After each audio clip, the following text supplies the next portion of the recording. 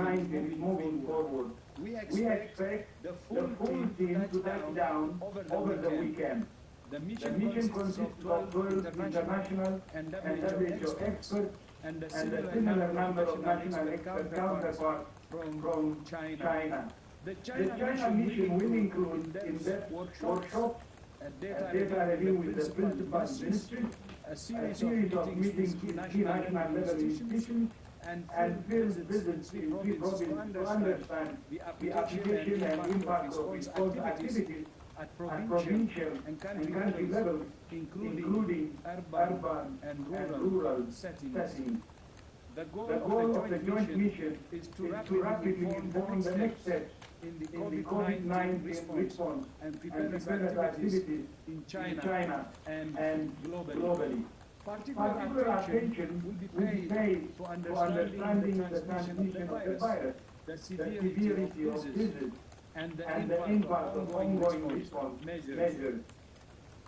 Furthermore, it will be important to review this type of information is needed so that the world can use this window of opportunity to prepare health systems and workers for possible outbreaks.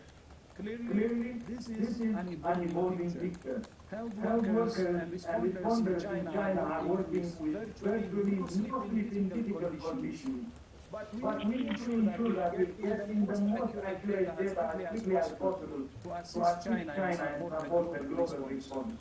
We are working with our Chinese counterparts on this issue, and this is also part of the scope of work for the WHO joint mission with China. Finally, I wish to thank Cambodia, especially the Prime Minister, for demonstrating to the world the meaning of solidarity. While other countries turned away the Western cruise ship, Cambodia allowed it to dock. Today, hundreds of passengers are disembarking and are en route to their home country. 20 passengers reported signs of illness have tested negative for the coronavirus COVID-19. I hope that other countries will follow Cambodia's lead. Lastly, I want to say again, from my heart, that this is the time for solidarity, not stigma. There are warning signs that the world is not hearing the call for unity and standing in unison with those at the epicenter in China who are saving lives and alleviating suffering. I again repeat, this is time for solidarity, not stigma. This is time for solidarity, not stigma. I thank you. Thank you very much, Dr. Tedros. Dr. Tedros is calling from Kinshasa, so therefore the sound was not the perfect, but we were able to hear everything and to get the messages from Director General. Those calling through phone, it's *9. Those who are on Zoom. Yes? If I may say? Please. As you know, I will be taking my flight shortly, so I may not be with you until the end, but you're in able hands with my colleagues, so I hope you will allow me when I am ready to leave the room to catch my flight. Thank you. Of course. Dennis, thank you very much for being with us. *9 for those dialing in by phone and clicking raise hand on those on Zoom. We will start obviously here in the room as we do every day. Here we go. 1, 2, 3, and then we will go online. Yes, please.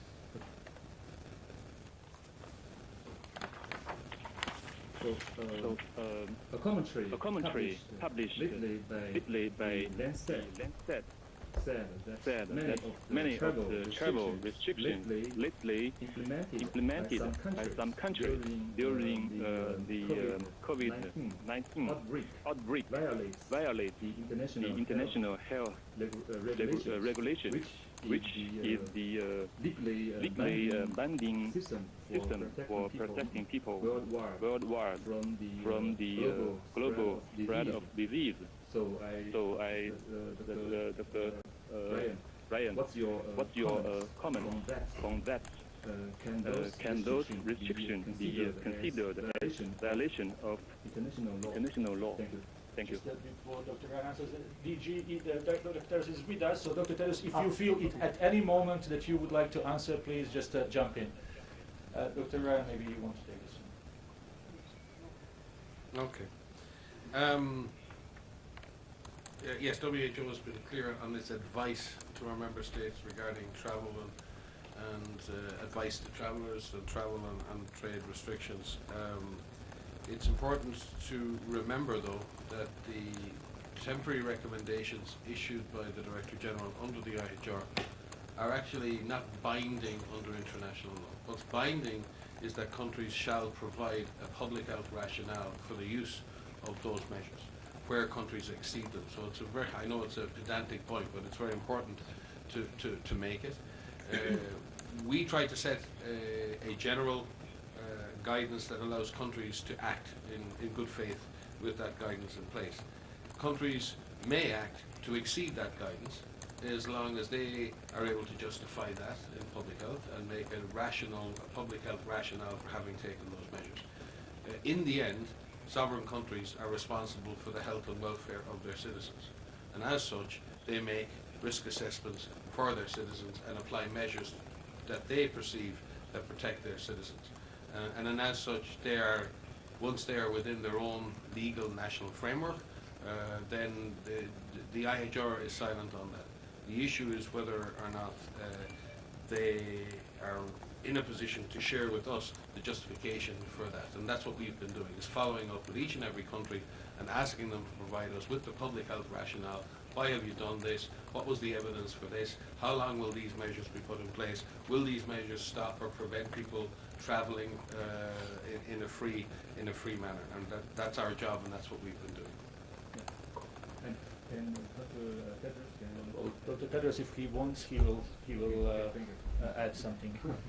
And if not, Christian, Gunilla, and then Jamie, and then we will go online.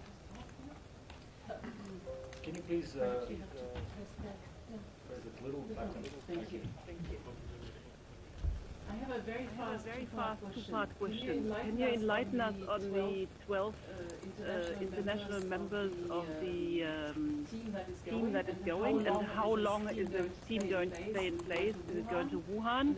And the second question is, was there any advice to Japan on the Olympic Games? Thank you. I forgot to mention that we would really appreciate to have one question per journalist. Mm-hmm. Maybe I can start with the second question, and the Director General may wish to input on the international team. We are constantly in touch with the organisers of major events. In fact, we have long-term collaborations and have had in the past with major mass gathering organisers. We work every single year with the authorities that organise major religious festivals like the Hajj. We've had teams working for almost every Olympics and World Cup in the last 2 decades in terms of risk management. So we are very much engaged with those institutions and with those events, and we will and obviously offer them any support and technical advice as to their own risk assessment and risk management regarding COVID-19. At this stage, there has been no specific discussion or no specific decision made regarding any of those mass events in the coming months.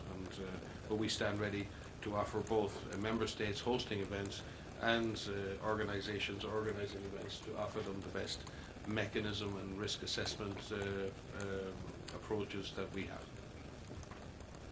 Thank you very much. Maybe Dr. Tedros would like to answer the question on international team.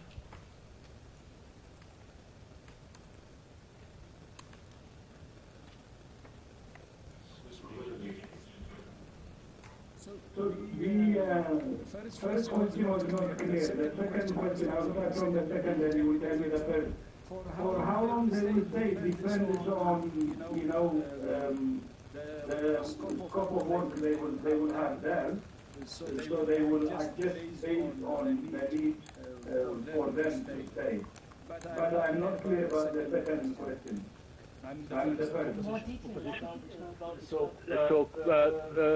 Christian is asking if we can give more details on the composition of the team. The composition of the team, it's experts from different countries who are really good in the area of expertise which is needed. And for now, we prefer to keep it as such, but we will give you more information about the experts whenever it's necessary. Thank you very much. Tedros, Gunilla, and then Jamie, please, one question. Yes. Hello, Gunilla von Hall, Swedish, Svenska Dagbladet. I have a question on the medical workers, 1,716. Do you consider this figure credible? Are you worried it's actually more? And how worried does it make you feel, especially now when you have more people coming to hospital as they have a large definition? And if I may add to that, the ones who get ill, infected, and then recover, do they have immunity for life? I'll start on this question, but I will hand over to Sylvie, who has maybe some important messages to health workers around the world and the implications of these data.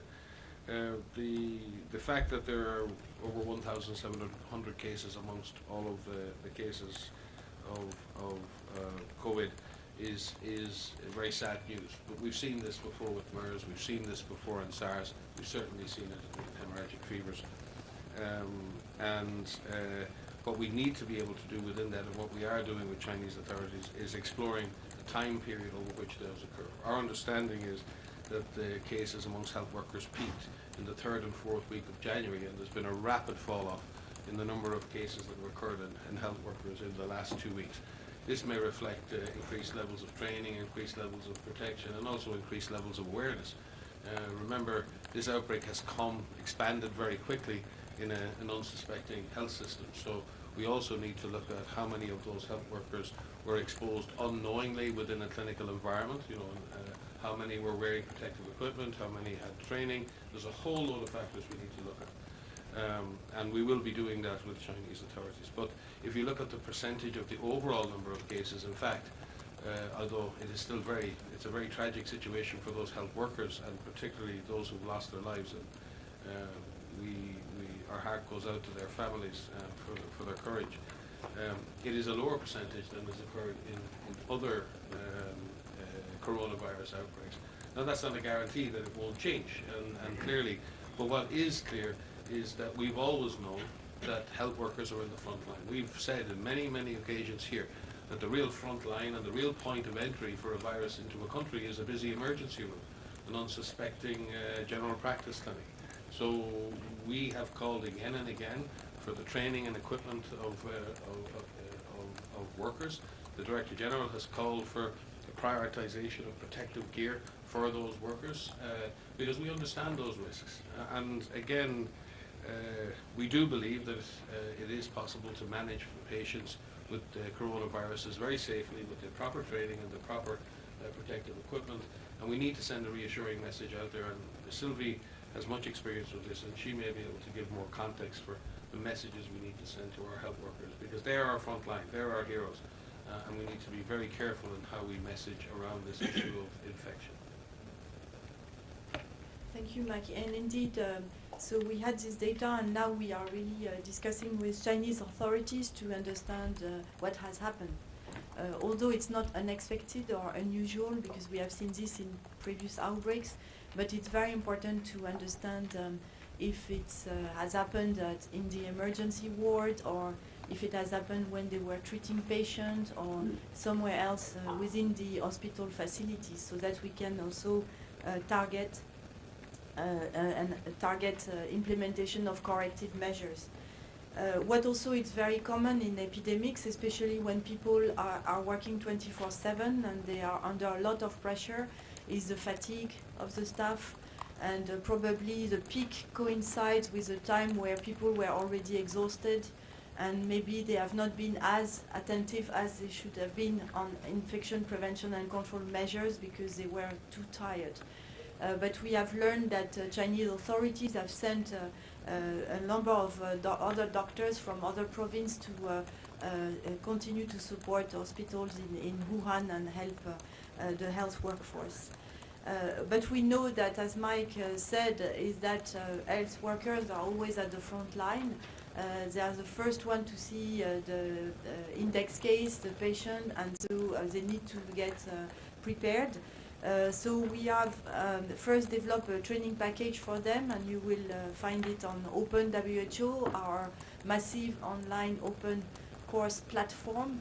And we are also having dialogues with more than 40 international medical and nursing associations to make sure that the advice and recommendation reach most of the healthcare workers.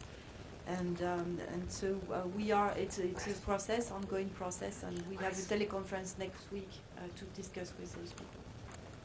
And immunity when you recover? Yeah. We don't obviously, it's too early to tell what the immunity profile will be. We really don't have a serology test even to test for immunoglobulin response yet, so it's going to take time, and it's impossible to know. But we would expect that recovered patients would be protected from having another infection. But for how long that protection lasts, or whether that protection covers other coronaviruses, is impossible to say at this point. It's an item for immediate research. But again, important to recognize when we say recover patients, and when patients are discharged from hospital, they're swabbed before discharge when they're tested negative, and it's really important that we don't start creating stigma around discharged patients. When patients are discharged from hospital, they are considered to be fully recovered, and as such should be welcomed back into their communities with open arms. They're survivors, and they should be seen and welcomed and celebrated as such. Thank you very much. Dr. Tedros has left his office in Kinshasa, so we will continue with our speakers here. Jamie, and then we will go to journalists online. Can you hear me? Can you hear the microphone? Yes. Okay. Hi, Jamie, Associated Press. I'm sorry, I just wanted to follow up really quickly on Christiana's question about the Olympics, because that is a major concern. And the Tokyo authorities said apparently that you guys had told them that there's no reason to call it off, but there's a lot of people in China that are afraid that they may not be able to fully participate. But that's not my actual question. My question is, could you please respond to what was said by Lawrence Kudlow about China? As much as you said many nice things about how China is responding, there was criticism from Larry Kudlow at the White House saying that China is not being transparent, and they're disappointed that the United States has not been invited in. So what do you say to that? Thank you. Okay.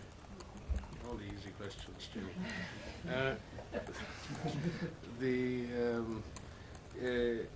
We have not offered advice to the IOC for the Olympics one way or the other, and neither would we. It's not the role of WHO to call off or not call off any event. It is the role of WHO to offer technical advice, to support a considered multi-layered risk assessment around the event, to offer advice on risk reduction and risk mitigation measures, to offer advice on risk response measures, and it is the decision of hosting countries and the organizing agencies to make that decision. So let me be clear, and we are continuing to do that, and will continue to do so for each and every event that is of interest. We are a member state organization. We are there to support our member states and support our partners at large internationally in that endeavor. So I don't know Mr. Kudlow, but the question is about access for response within China. And transparency. Yeah. Well, transparency about access for the team, Jamie, or transparency? Well, both. I mean, he's criticizing, he's disappointed that there's not transparency and that they haven't been invited in. Well, it's opinions and speculation. We've been very clear on the fact that we've had a team on the ground, as our WHO office has been there since the very beginning. Our country representative and a team were in Wuhan weeks and weeks and weeks ago. So from our perspective, we have a government that's cooperating with us, that's inviting in international experts, that has shared sequences with the world, that continues to engage with the outside community, that has published again and again and again in credible international medical journals, that continues to make international presentations. So I'm finding it hard to square that with Mr. Cudwell's comments, but everyone is entitled to their opinion. And everyone is entitled to suggest evidence for their opinion, and if there is any clear indication of why there may be some determination of lack of transparency, we'll be very glad to have that discussion. With regard to the international team, I believe we will have U.S. experts on that team, so we will have to wait and see. So. Let's see what the next few days and weeks bring. I think the other thing to reflect upon is that there's been a deep scientific collaboration between institutions in the United States and around the world with institutions in China over the last, increasingly over the last 20 years. It's really interesting to me that the major scientific coordination organization in China is called the China CDC. I wonder where they got that idea. So, you know, I think people need to recognize that scientists collaborate regardless. They get on with it, and they've been collaborating, are collaborating, and will continue to collaborate. This is a very obviously a tense political environment because of the economic issues and because of everything else. Please, let our scientists get on. Let our public health professionals get on. Let them work together, and we find answers to this. And as the DG said, maybe we should try, all of us, to avoid politicizing this situation right now. Thank you very much. Let's try to get a few questions from journalists calling in. Do we have a New York Times online? Yes, hi. This is Ronnie Regan from the New York Times. I know you are, can you hear me? Yes, please go ahead. Yes, please go ahead. Okay. I know you are still trying to get more information about how the healthcare workers were infected and what the circumstances were, but will you consider upping your recommendations in terms of the PPE they should be wearing and adhering to the CDC guidelines, which call for respirators, not surgical masks? That's just one question. Thank you. Thank you. Thank you for that. Thank you for that. Thank you for that. You want to take it, please? Well, I think, again, I mean, the PPE is one element of protection, but more importantly is how you use the PPE. And we have seen in many occasions for very dangerous pathogen that even with highest level of PPE, you can still get infected because of inattention and mistakes you do when you are tired or when you are not being very careful on how you handle this. And we have seen this in Ebola outbreaks. Some healthcare workers, even with the PPE, were still got infected. So I think the discussion is more on how can we make sure that healthcare workers feel safe, and also how we ensure that they use properly the PPE they have, and when they are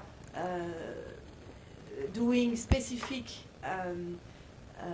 procedures where maybe a respirator is necessary, that they can have access to it.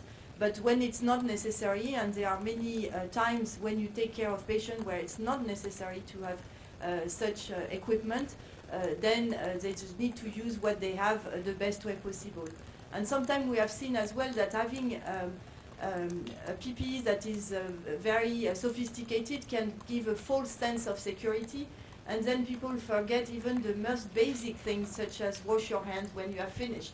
And I think that's why it's very important to not disentangle the equipment from the people, because these are protections, these are shields that need to be used at the best and not rely only on the equipment. Yes, and just to follow that, and to maybe use the analogy, the equipment, safety equipment is very important, but if I were to hand any of you scuba equipment and ask you to jump in the sea right now, you might be very nervous. The equipment is not what makes you safe. It's the equipment in the hands of a trained professional. And we need to focus on training and behavior just as much as equipment. Thank you very much. I know that we have Nina here in a room, but someone from AFP is online, so let's try to get that one. Hello? Hello? Hello? Hi, it's Dario Fuba from AFP. Hi, Dario. Dr. Ryan, you told us about the things that China's got right in the response to this virus. I was just wondering, do you think there have been any mistakes at any level in China in the response? And do you think there are lessons we can draw about future public health emergencies? Thank you. Yeah, I think there will be lots of lessons. We're doing that right now in DR Congo. We've just completed a peer-to-peer review of our performance there and the performance of other agencies. And the time for that is not now. But there isn't a single emergency that I've been involved with that we haven't learned something from, and China and the rest of the world will learn many lessons from this. Oh, at least will learn and I hope implement the lessons of this. One of the tragedies of global response and public health response in general has been the fact that we don't tend to learn the lessons from response, or at least we don't tend to implement the lessons that we've learned. So no, but I won't go into, I mean, you lot have been telling us about all the things you think are wrong with the response, so maybe you should answer that question. No, I won't go into the details. It is not the time for us to start public recrimination. Everyone needs to focus on their performance now, and they need to focus on getting the job done. And the last thing you tell to someone that needs to get a job done is that you didn't do your job last week or the week before. That doesn't support performance. What supports performance is getting people to internalize how they can improve and get on and do it. So we will have that discussion and we will learn the lessons, and we are constantly in touch with our colleagues in China and the other countries. We will wait for any forensic investigation of this response until we've achieved further success in containing this virus, we hope. Hello, let's take, we have a question from Hong Kong. Can you hear us and can you introduce yourself? Sorry, we don't always have names available. Hi, can you hear me? Yes, can you please introduce yourself and ask one question? Okay, this is Mary Bridges from Hong Kong Standard newspaper. I'd like to ask you, do you know how Chief Executive Carrie Lam this afternoon said they are planning for logistics and preparing quarantine facilities to evacuate some 2,200 Hong Kong people out of Hubei province from 30 cities, and about 200 more on the Pacific Island ship of Yokohama. So would the WHO, based on evacuation by other countries of their own nationals, would have some protocols for Hong Kong to make it a safe procedure, and also how to communicate to the society, because they are up in arms now for the delayed full closure of border points between Hong Kong and the mainland. Thank you. Thank you, Marianne. We weren't aware of, I'm certainly not aware of that move, but I'm sure that as we always do with China and China's special administrative regions, we will always be ready to provide public health assistance and advice for any public health intervention or measure that needs to be carried out. But we haven't received any request to be part of or to offer advice, and it was very hard to hear the details, but I was hearing that you were referring to some evacuation of people from Hong Kong from Hubei. We will, as I said, on request, be able to offer advice on how to do that in an appropriate manner. But in general, we need to be very careful when doing those kinds of processes, because we have to balance the public health benefit against the issues around quarantine, about placing people together, some of whom might be infected and others who may not be infected, and we have to be very, very careful in how we manage quarantine, both scientifically and from an ethical and a human rights perspective. So it's an important issue, and it's one that needs to be addressed, but it's also one that needs to be done sensitively, and decisions to make mass evacuation and mass quarantine need to be taken with the best possible public health evidence and with the highest standards of human rights at its centre. Thank you. We'll go back to the room. We'll take 3 more questions. Our speakers are leaving one by one, so yes, please. Hello, I'm Rachel from Nikkei Japanese media. My question is about Diamond Princess. Today the disembarkation of passengers in Diamond Princess has begun, although there are still many people on the board. But some exporting countries criticize that the risk of infection has been increased within ships because getting off a ship was too late. How do you assess about disembarkation at this time? Thank you. You know, it's very difficult from this distance to judge public health activities taken in a port in Yokohama. The authorities in Japan are experienced, and they've been obviously looking at that situation over a number of days and weeks, and they've made their public health risk assessments and judgments based on that. Where we've been asked, we've offered public health advice around patient cohorting, around disinfection, around surveillance, around testing. And we've certainly asked that older people on the ship and people with high vulnerability might be allowed to disembark under special conditions, and especially people in inner cabins who don't have natural ventilation.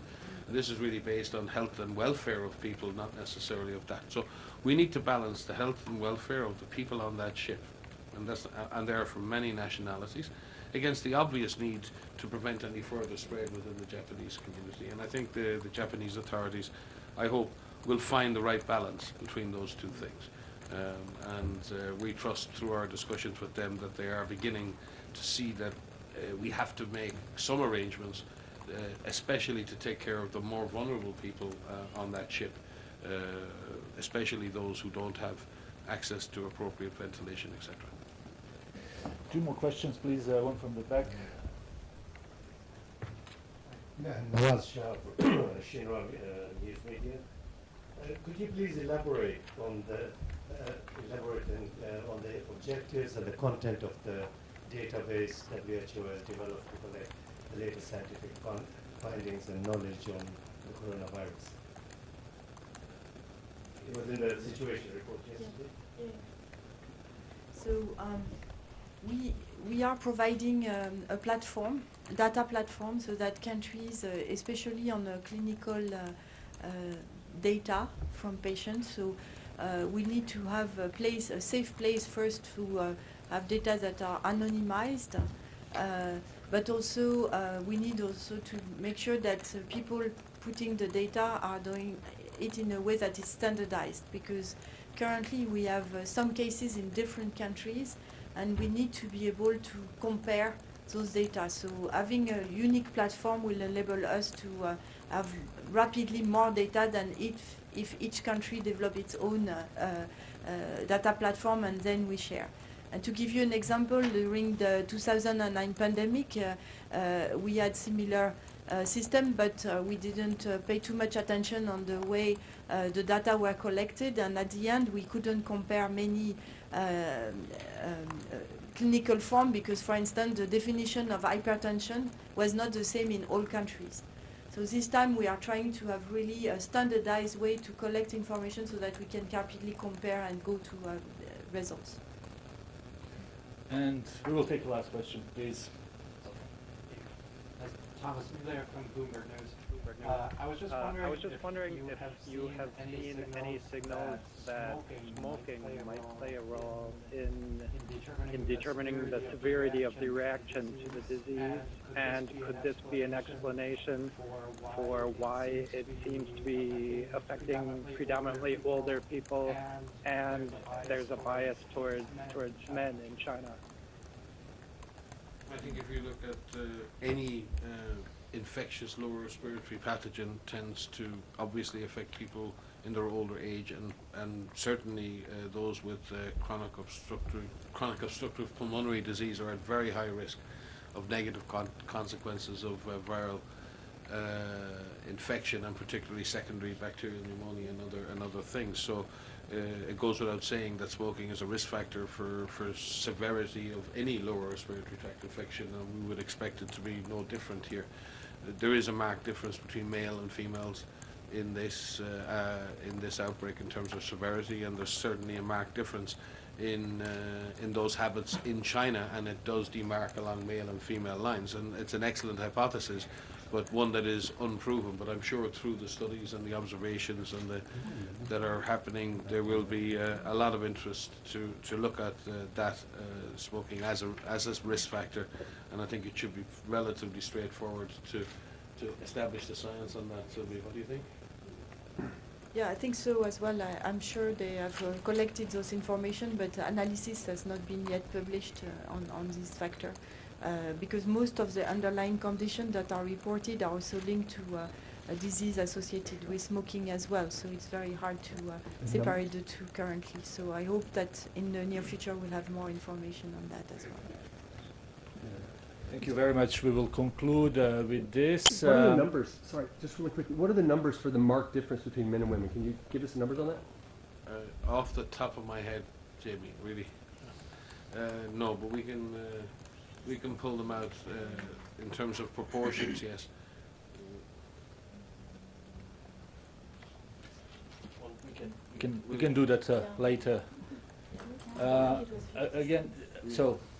We would thank our speakers, and then we will have audio file and transcript for future media conferences. We will inform you in the morning. Just one thing for journalists who are online, we had a little issue with some people not receiving our media notifications. We are looking into changing the system. In the meantime, we have a place on our website where we will be posting media advisories, and we will send that link when we send audio files tonight. Thanks to everyone, and have a nice evening.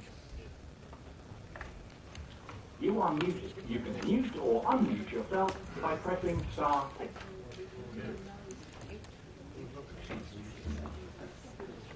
Okay, well, let's look at that.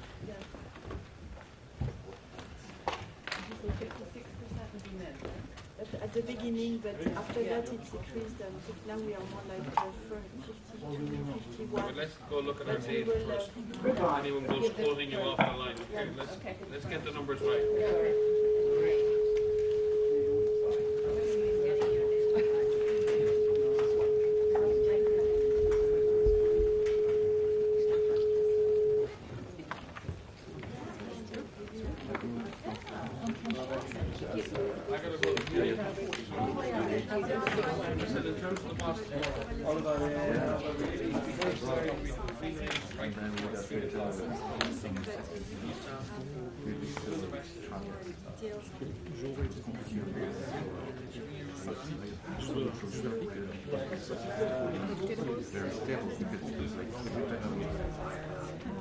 That's why they are, yeah.